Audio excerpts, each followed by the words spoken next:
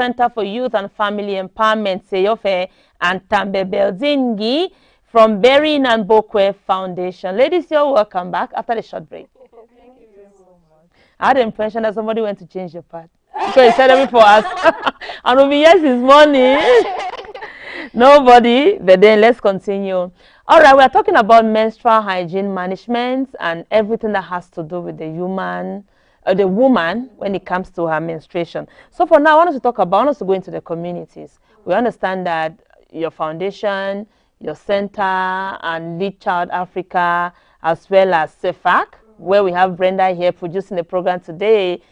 You guys go into the field and carry out activities, give out pads, educate young girls, women on how to remain safe, healthy during their period. So many communities still treat this issue about women as a taboo. I don't want to call the name of a group of people. So how can parents, how can schools, the media, what we are doing, create greater awareness to let the public know that menstruation is not a taboo subject?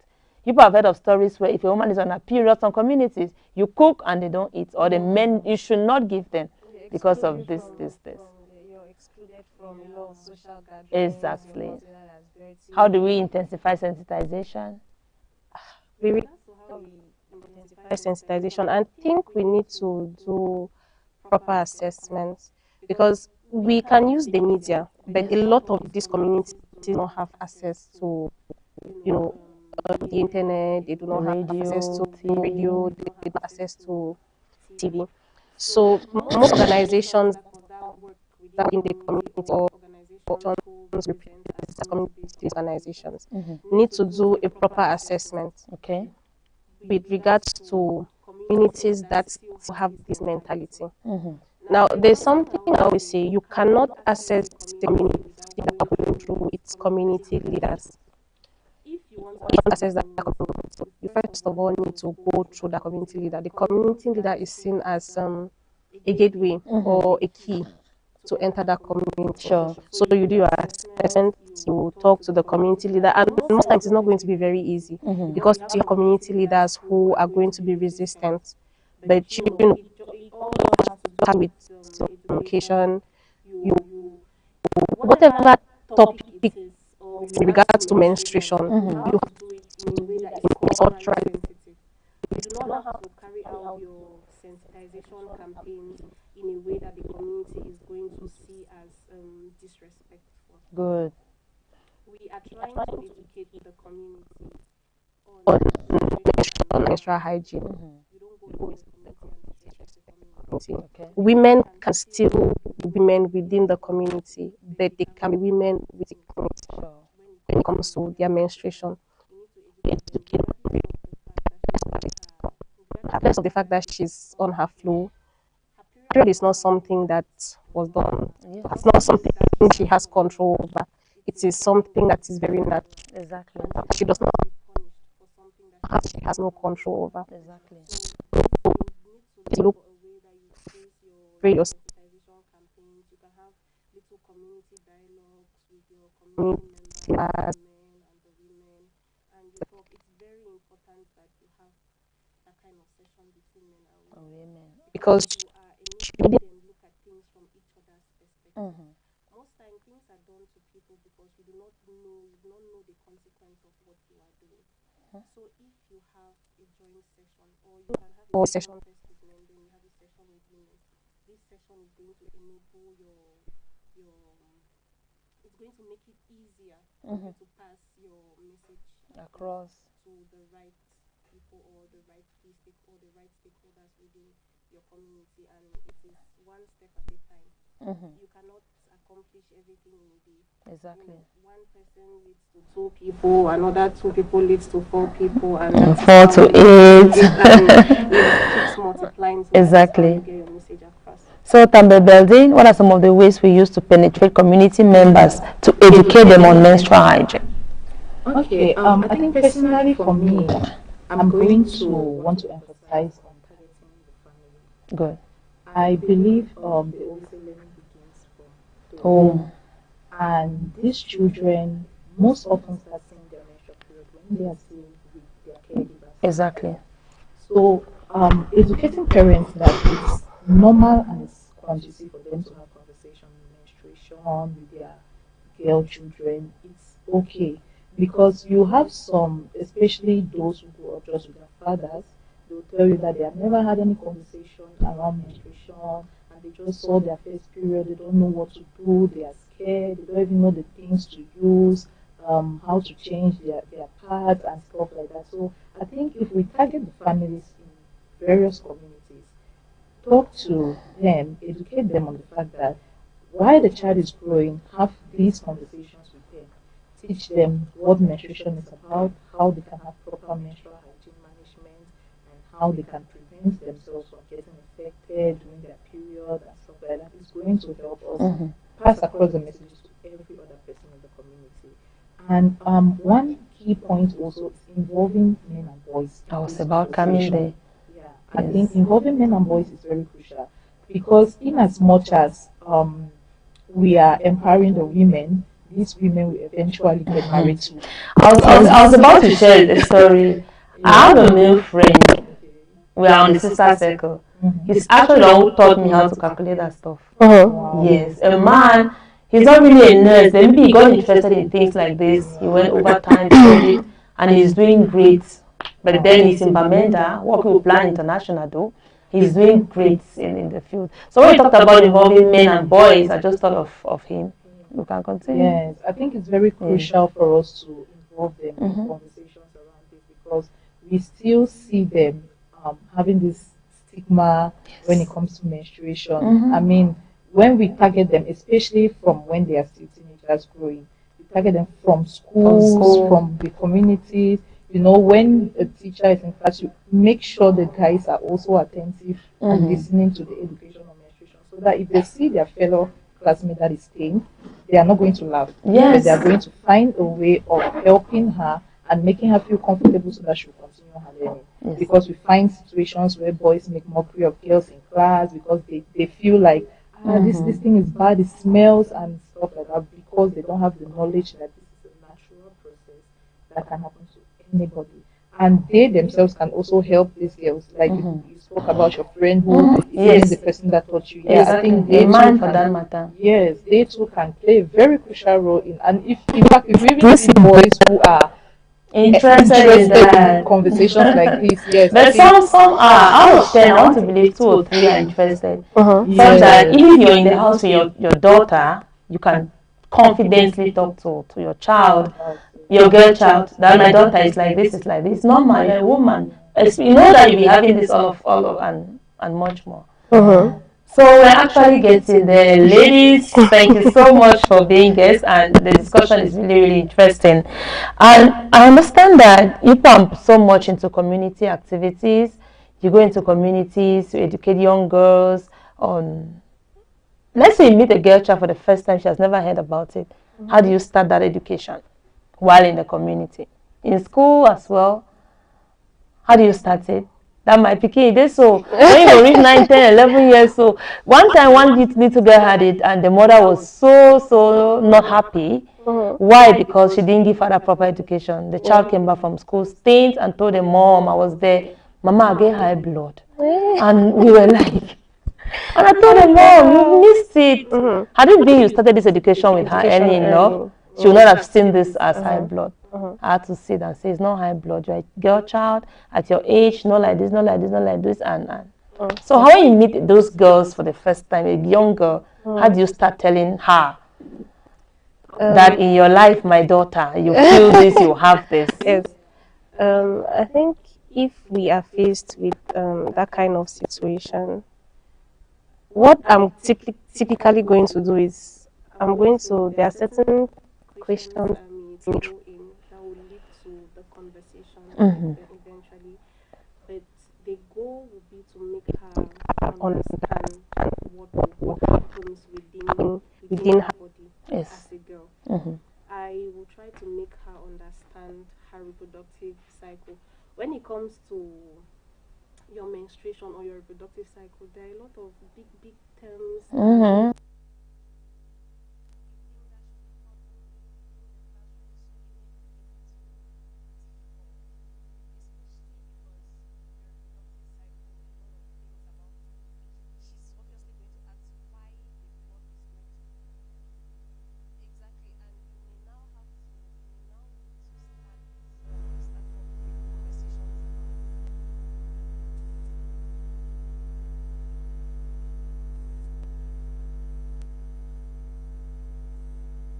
menstruations without the consent of the parent.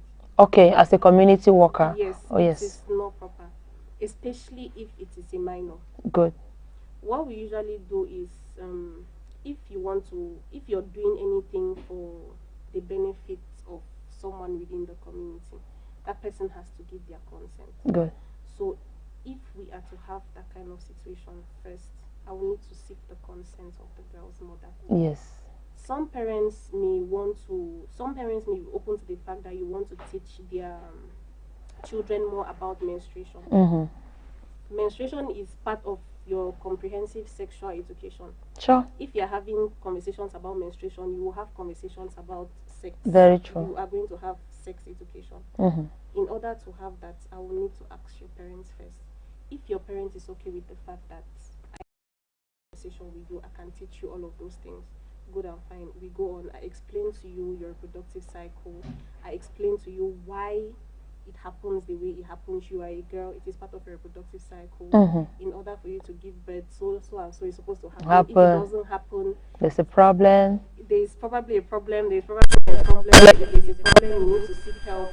All of that. Yes. But if the parent says no, you don't have to force it. Okay. Yes. So if a parent says no, it means the parent is doing the work. What if the parent is not doing? Because I want to believe a community worker can do it better than a parent. A mother can, some mothers can do it, but they can be more comfortable and open if an expert in it does that to the child. Tambe, what do you think? Yeah, you're very correct. The issue now we usually face in communities is that there are some communities that their culture doesn't permit you to come and talk about menstruation. Yeah, when you come, I know such communities. Yes, you tell them that we are from this organization and we are here to talk about menstruation. To your girls, and they'll tell you no. Yes, they'll tell you that no. Here we don't talk about blood, or it's not proper. It's not culture. So you have to actually ask for that consent. Okay. Because that's one of our principles as humanitarians. Sure. Yes, you have to make sure that the community backs your idea before you penetrate. But I think basically for my own experience, I think meeting a girl for the first time and trying to have such conversation with her, we are dealing with teens that sometimes get scared when you start saying blood is going to flow out from your body. They feel like, my do I have sick inside? Yeah. I'm sick inside, yeah. So sometimes what helps me too is demonstrations, for them to easily understand that no, it's normal, it's natural. Sometimes I do my research. I have maybe videos that I can play to them so that they see how it happens. This is the egg that breaks and then it starts coming out. And we follow all throughout, maybe to the end, and then explain to them that oh, it's normal. We laugh, we share stories, and then I feel maybe at that time they have to grasp. Yes, at least you pass across a message. Yes. All right. So I just want to add something. After I come and calculate menstrual cycle, we'll have a swift conversation around that point. I just want to add something to what Building said with regards to using pictures and videos. It is something that is very necessary. Okay. If you want to, you use pictures, you use videos because they serve as captivators. So the moment you put up an image of a young girl, they are interested. What is she doing? Why is she doing what she's doing? And, yes. And they'll be hooked on to. And the more images you use, the more invested the more invested they are in what it is that you are talking about. Exactly. That is why when I was talking, I said there are a lot of big terms when it concerns our menstruation. With the use of pictures and videos, it makes it very easy for them to understand what you are actually talking about. And this is something that is very practical. When we go into communities, we use it, and not even with teens, even with older people. Older people are interested in pictures and videos. The moment you put up a video, everybody's phone is down. They want to see what is happening. It is easier to pass across your message when you're using the videos, the pictures, or even you have small books that contain, you just share and they flip through. It is easier. All right. Okay, thank you so much, ladies. I'm happy and I'm really enjoying the conversation. But then time is fast approaching because we have just like 10 more minutes to be together. I want us to talk about challenges you face as humanitarian workers getting to communities, because aside from menstruation, people handle other issues in community. So let's talk about some of the challenges regarding the women, because this is the sister circle. After that, when we are rounding off, we'll calculate the menstrual cycle. Okay, I think I'll start. Yes. So, the main issue I've faced with penetrating a community, so far as women's affairs are concerned, is Resistance from the community. A lot of communities still have that archaic mentality as to what happens, because stereotype focuses on women empowerment. So most of the times, if I'm going into a community, we're trying to implement an activity that will probably elevate a woman from poverty. Benefit the woman. Exactly. To see it differently. A practical example was last year, we were in Limbe distributing flyers. Okay.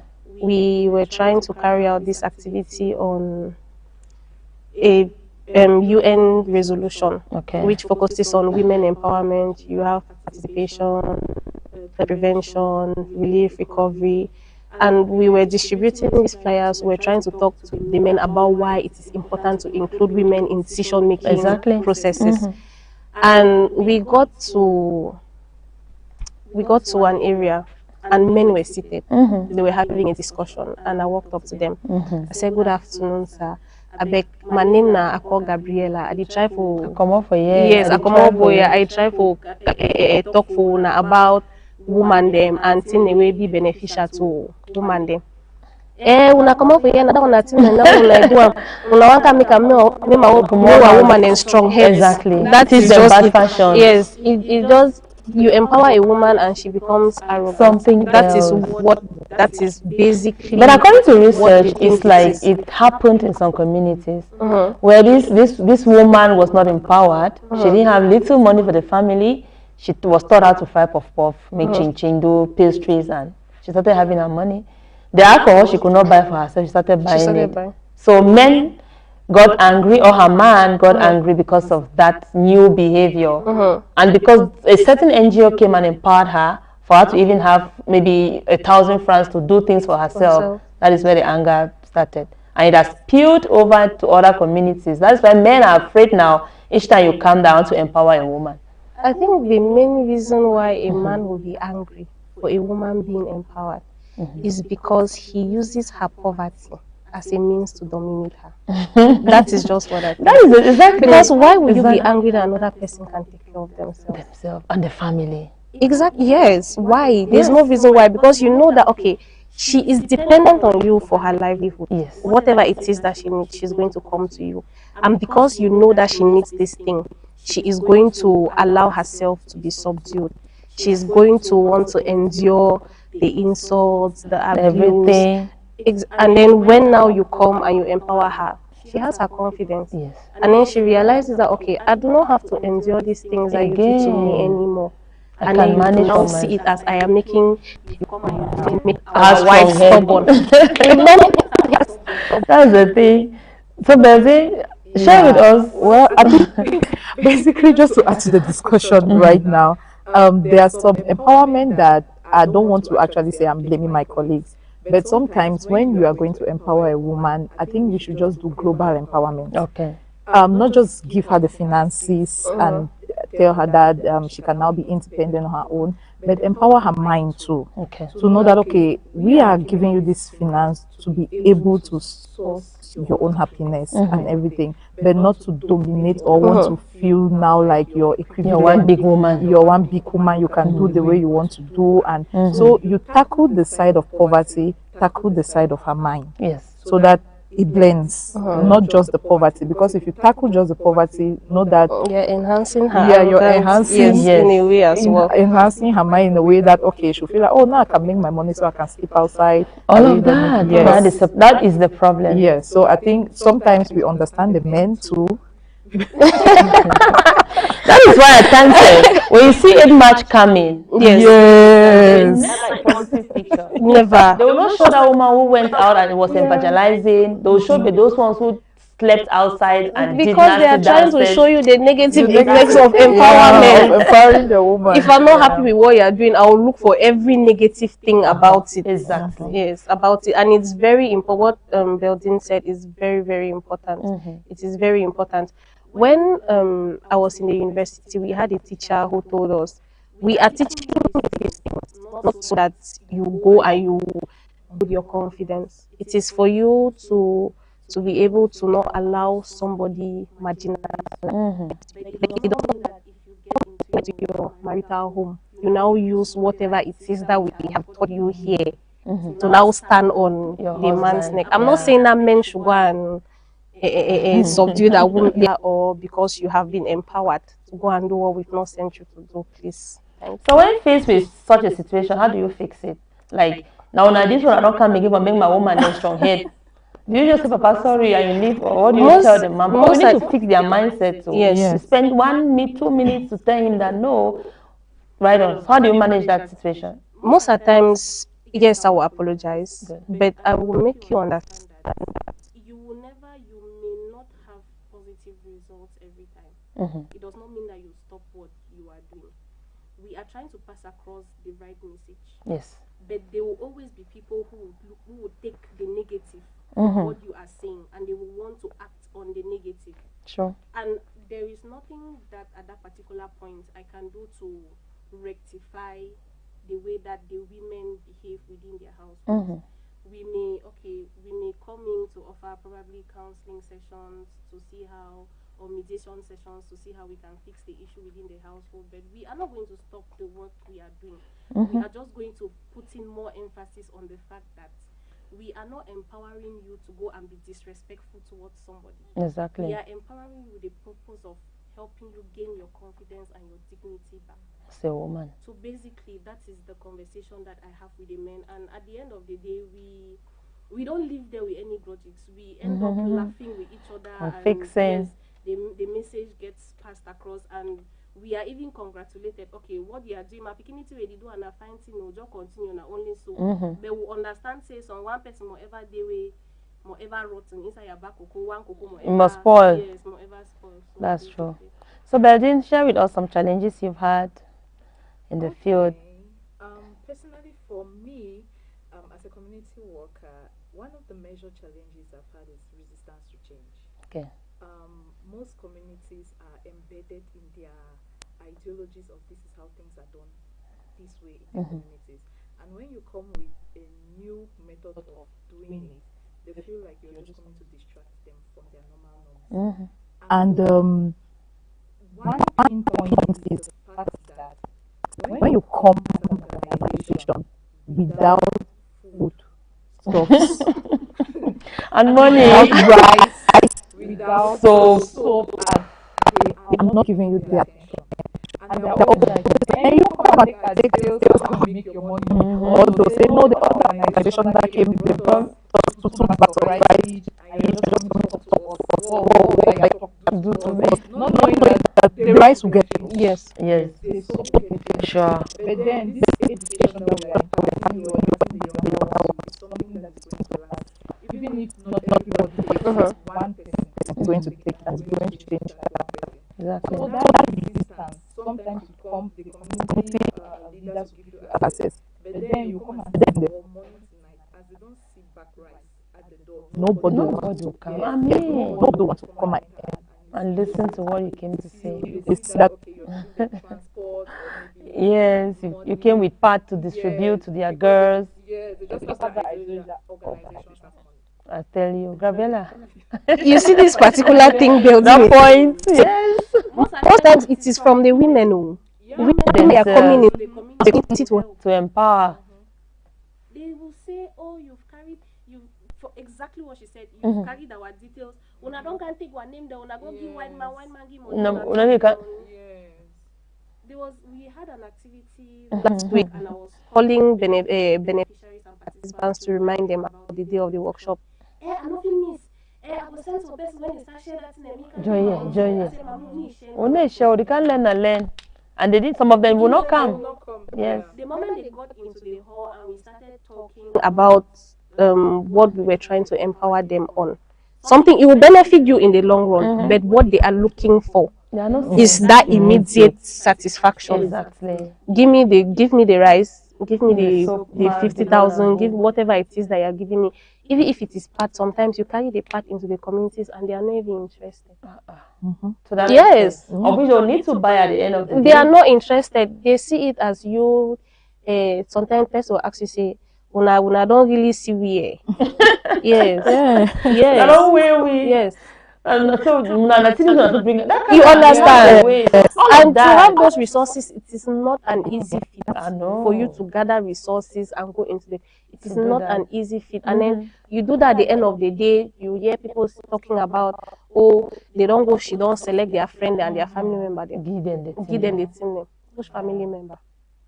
I know, right? Women. The people that were trying to help. There's a lot of work still in the country. A whole lot. We need to do a lot to let them know that they need this education. If it's being supported by the rice, the soap, the whatever, it comes to support it. So without taking break and because of time, I want us to briefly calculate the menstrual cycle. We give our last words and we say bye-bye. We have around 5 minutes to be together. We know the cycle. Some people have 23 days, like Brenda was saying at the background. Yes. Others have 25, 28, even 30. 30 days, yes. So how do we just briefly talk about it? Beldin and Gabriela. Remember you gave us all the expert. Gabriela is not an expert. What saves me most of the time is my phone. Yes. Without my phone, to be honest, I'm going to be very, very lost.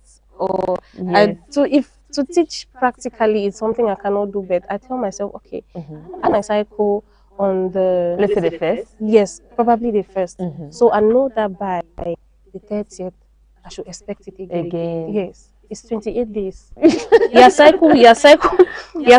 menstrual cycle begins on the first day of your period. So when that period finishes, you have your 5 days. Me, it will take 1 extra week. I have my ovulation phase. After my ovulation phase, I know that I have 2 more weeks. After the end of the second week, I'm expecting somebody that don't want That is what I do. All right, that's her experience. Beldin, would you want to share, or we just give our last word and say bye bye? That was amazing. Thank you so much for sharing, Gabriela. I enjoyed the fact that you're using yourself. Yeah, I do. Taking that to see. All right, thank you, ladies, so much for being here today. Together for a period-friendly world is a theme of this year's Menstrual Hygiene Day. Today on the Sister Circle, we talked about menstrual hygiene management. Before we go, let's start with Tambe Beldin. Your last word, the message you're giving to that girl, to that woman who is listening to us now regarding menstrual hygiene management. Okay, for the viewers, regarding menstrual hygiene management, I think my last word would be that let's learn to speak out. The conversations are normal. If you're having challenges or if you're having doubts, or if you're unable to calculate, there's Gabriela who can always help you do the calculation. Yes. So let's try to have normal conversations around menstruation and menstrual health and hygiene. And I always like to include stakeholders in my endpoints because I always like giving at least one recommendation. Pads are becoming so expensive. It's draining our finances. I mean, and the tax on pad is becoming bigger and bigger. That's why you see vendors increasing their prices. Yeah. And what if there's a case where you cannot afford 1,000 francs to purchase that pad? We really need our policymakers and stakeholders to help us readjust these policies for us to be able to access and have these pads at an affordable price, or even basically for free. Yes, because we did not sign up. I was about to say, but they say menstruation is not a choice. It's not a choice, but sexist. Yes, something like that. That is the common phrase because Yes. condoms are given for Free, They're free. then parts are Come on, sold. Yes. 700, it. 800, 1,000. 1,000. Who has that kind of money? Every month for that. And you still have other things And to you do. still have Who other has that things kind to of money? do. Yeah. So- It just comes and then you don't have the 1,000. Yes. It's That is why we are challenging here. We are because- fixing it and we are going. And Yeah. girls are being born every day. Every So it's a day. continuous process. Yes, it is. Gabriela? My last words, I'm going to talk to schools and the workplace. Yes. It's very difficult to enter a school or a workplace and find a clean toilet. Extremely difficult. Or even a toilet, if you even find a toilet, it does not have tissue or it does not have pads. Hygienic infrastructures or hygienic toilets are essential to build a woman's confidence when it comes to her menstrual hygiene. She is able to afford her privacy. She goes in, she changes, the environment is clean, she's able to dispose of the pad. If it is an emergency situation, she does not have a pad in her bag. That's a problem. There is one In the toilet. She can just... There is one in the toilet, or there is one that has been made available for her, even within the school offices, Good. if we're afraid of thieves. So let schools and workplaces ensure that they put in place the proper infrastructure and products for women. Thank you very much. Action now. Someone somewhere may be listening to us and may want to get closer to you guys. There may be someone who has a little girl's corner talk that she may not really do the talking, but then she needs people to talk to. Can we have your contacts on air? Is it advisable? Is it okay? No, it's okay. So let's share. Start. Okay, I'm going to re-emphasize my name. Yes. I am called Gidgin. I'm the programs manager for Berin and Bokwe Foundation. If you want to get to me, you can. I'm on all social medias, even though I'm not active on all. Facebook, WhatsApp, TikTok. My phone number is 651-425405. I'm always online. So the name is the same name across The same, yes, all my social media platforms. All right, Yeah. Gabriela. I'll follow them tonight. Okay. My name is Akwa Gabriela Abate. I am the project coordinator for the Center for Family and Youth Empowerment, SEYOFEM. I don't know any social media. I don't know anything about social media. I don't no social media. But my phone number is 693-002933. And I'm available for everything. If it is your GBV issues, just send a message on WhatsApp. Like my colleague, I'm always online. I try to always be online. So please, I'm waiting for calls and messages. Thank you. Yes, thank you so much, Akwa Gabriela Abate from the Center for Youth and Family Empowerment. We also had Tambe Beldingi, Berin and Bokwe Foundation. I'm excited. But time is on our side. Time is not on our side. We need to say bye-bye. It's not our friend. So we look forward to having you ladies again some other time. Maybe not to talk about menstrual hygiene management, but something that has to do with the woman. Yes. We'll talk about it, we'll plan it, and we'll come again on set. So thank you so much, and do have a lovely day.